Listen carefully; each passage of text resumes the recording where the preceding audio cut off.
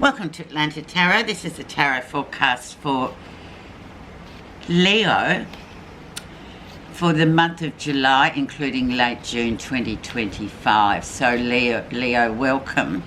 We are now in the star sign. Well, I think tomorrow actually we cross over into Cancer. So that's the 21st of June, which also happens to be winter solstice here in Australia and summer solstice in the northern hemisphere. Very shortest day and longest day inclusive. So we have Cancer. So we have element is water. So therefore emotions, lots of emotions. So fire and water, so you're a fire sign, water can put out fire. I'll just leave that analogy with you. So it could be where you get a bit drenched this month. So just take care with the emotions, and especially because you're in your 12th house of secrets and really highly intuitive happenings. You may feel that things come along, dreams are very prophetic, intuition is spot on. All these sorts of things happen in the 12th house, and it's indeed that 1 month of the year that we all get where we just kind of go into the underground really, and we just maybe lots of things from the past, karmic stuff from the past rises up just to make us evaluate them again, see how far we've come with grief, etc. So it's all those sort of very highly intuitive soul, it's the soul searching month of the year, and each of us at each sign get it. We all get our 4 weeks of the 12th house, believe you me. And you have the Emperor as your energy, so it could be your father who you're thinking about, if he's gone to the other world or if he's still here. It's just about consideration for the father.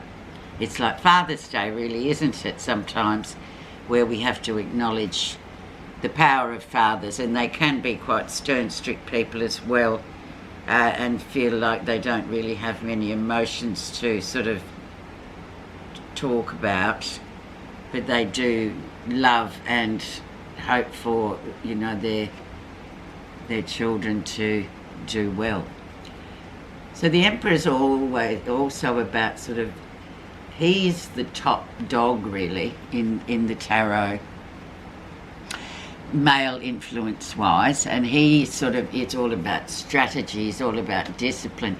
He gets to where he wants to go by those means. He knows it's not a shortcut. He knows it's a long game really to get to where he wants to go, and indeed he gets there.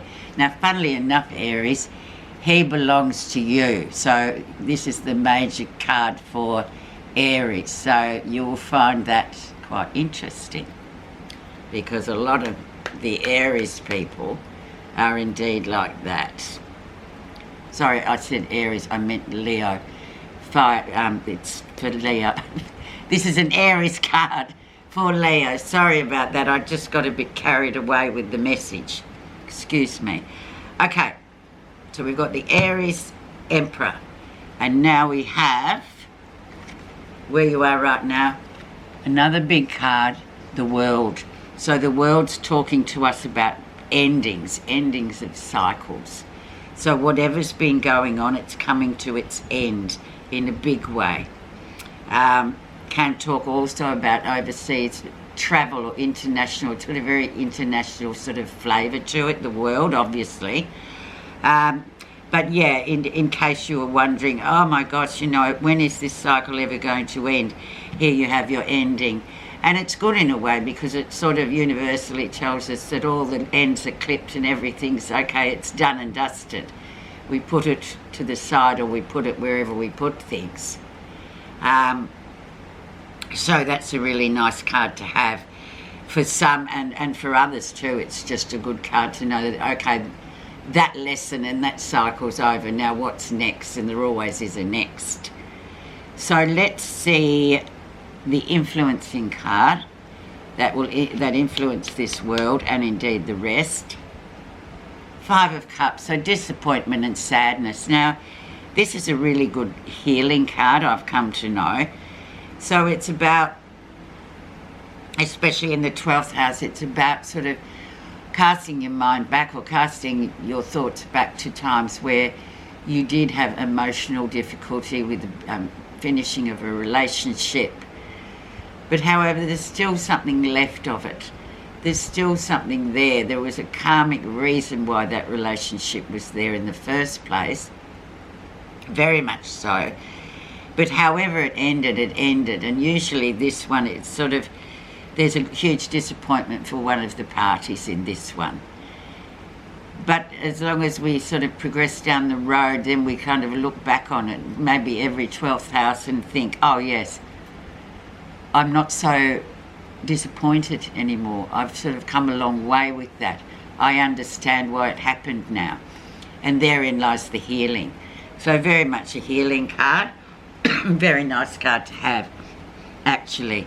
So there are some remains and remnants there. But it's very much to do with your healing more than anything else when we get the Five of Cups. And it could be, in some cases, someone does sort of reappear and does sort of give an explanation as to why they sort of just left in the middle of the night or whatever. That's just an analogy. But it sort of brings that closure as well. So that's quite a nice card to have, especially on top of the World there.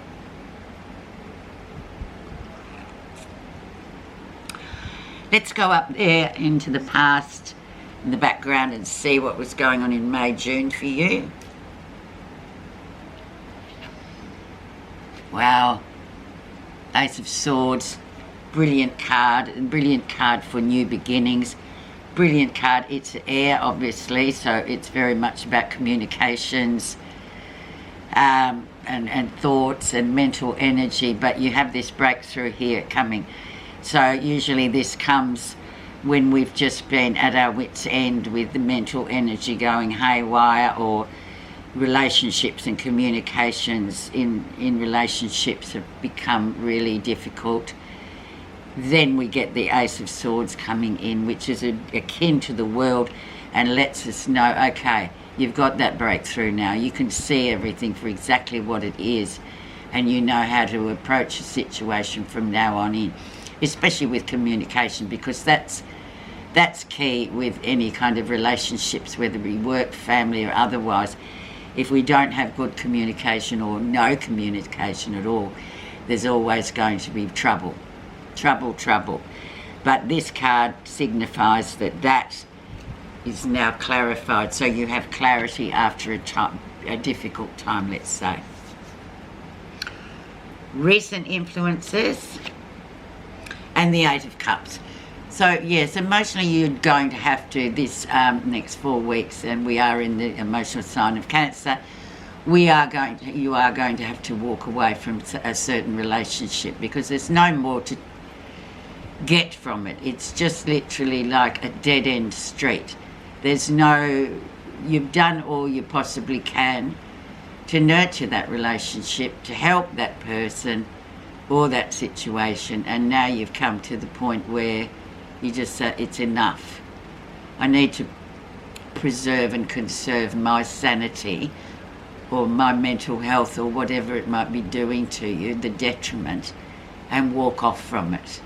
Just leave it, because that other person has to start taking responsibility for themselves.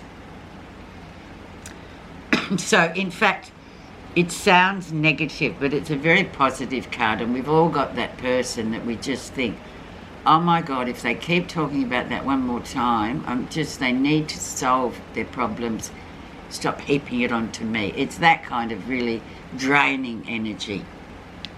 You need to walk away for now. Okay, let's see the lesson you'll be learning. And we have the Hierophant, so our moral compass is really important, Leo, especially to keep, your moral compass on track. for everything we do, and there's karma, there's consequences, whatever, and we all have our own moral compass, no matter what it is. Some people like to visit the church, some people just have another way of maintaining their moral compass. It's up to every individual to worship their own, whatever does it for them. But this is a card, and it's authority, really. And even though a lot of people, I don't respect authority, but in a way we do. Because if we didn't have authority, there'd be complete chaos. So this is our moral compass that we personally adhere to, I believe, and we all have it, and we all know when we've done the wrong thing. And then we write it, don't we? So that's the Hierophant. Another big card coming through. So you've got 3 so far this 4 weeks. Okay, good. Okay, so let's see, near future. The Hermit, and that's a very good analogy for the 12th house. So just standing back, not sort of reacting, not getting involved in all sorts of trials and tribulations of other people. The 12th house is very much about you, yourself and you. It's about standing back and observing and using your wisdom not to buy into situations. And in doing that, you gain a lot of wisdom to, sometimes it's just the best thing to stay out of it. And so that's what the Hermit's asking you to do. So we're using our moral compass and we're standing well back. We're just going to be an observer in this 4 weeks. That is a power, not to buy into situations, wherever it may be, work or home, relationship. Okay, let's see what's happening that you're not realising. King of Pentacles, your mentor. I love this king because he is the most sort of responsible king. He's the most sort of wise person as well in the court cards, and he is just that person you go to for advice, and he gives that to you. And it could well be your father. Once again, the father issue keeps sort of rising to the surface, doesn't it, this month, Leo? So yeah, very much that dependable, stoic advice. And once again, a bit like the Emperor, he doesn't cut corners. He gets there. He's very much a family-oriented person too, so very dependable all around. He's a good all-rounder. So keep him in your back pocket, and don't forget to ask him for advice. Let's see how others see you, Leo. Judgment. Another big card. So the Judgment card is about karmic debt being paid off. You don't owe anybody anything. Thinking of the 5 of Cups and the 8 of Cups particularly. Scrub it clean. You've paid your debts karmically to these people or to situations. It's gone. It's dust. It's dusted. It's wiped clean. So that's how people see you. So that's really nice. The second chance almost. And a major card to boot. So you're doing pretty well this 4 weeks, Leo. Okay, let's see. Positive feelings. 5 of Pentacles. Now I knew this would come up because this is feeling like you're out in the cold, which is interesting in the 12th house because you may well feel like that. You may well not feel like socialising and joining up and going out for dinners or coffees or beers or whatever it is. You may be very sort of in a solitary mode this 4 weeks, just doing your own thing in life, but actually in a different dimension, if you like. And that is the 5 of Pentacles. So you may well feel like out in the cold. Others may see you as that, but in fact you're just sort of recalibrating yourself. And sometimes you don't need the noise of other people and all that sort of thing to do that. You need to be on your own. It's also a card of great change, like all 5s are about change and It's about resilience. 5, it's about getting knocked down but you get back up constantly. So change. And perfect for the 12th house. Final outcome. And we have the mother. So we've had the father and the mother card.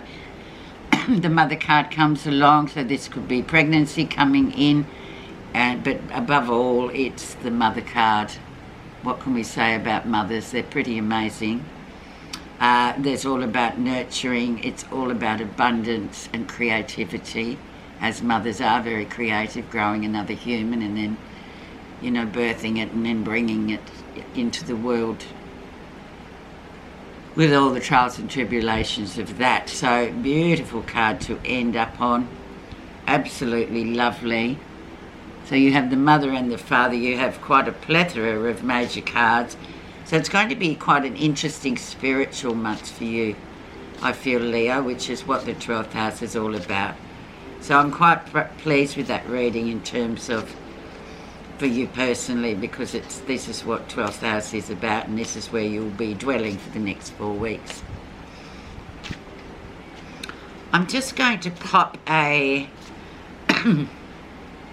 oracle on this 8 of Cups, so walking away from a relationship that no longer is sustaining you or the other person. Actually, it's just a sort of merry-go-round. And let's see if we get some clarification.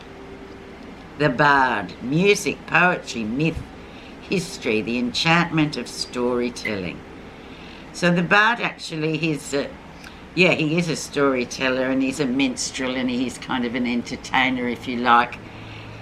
But then again, like all people like that who sort of hold court, if you like, there can be a bit of immaturity about him. There's that one side of the storytelling and the admiration and the adulation for his entertaining capacity, but then on the other side, he can be sort of a person that needs to mature a bit more in order to live in the real world, apart from his, music, poetry and myth is fabulous. But then we need to back that up with sort of responsibility, relationships, and making sure that that side of our life is equal to reality, and especially in the entertainment world, we know what that kind of stuff, people can suffer a lot in that world. So that's a good card to say this is really why you probably need to take a brief spell from this person or this situation, because they need themselves to fix themselves on that level. Possibly almost 100% emotional maturity, I'm thinking. Thanks so much, Leo. Enjoy your dwelling in the 12th house. As always, thank you for listening. Have a good 4 weeks.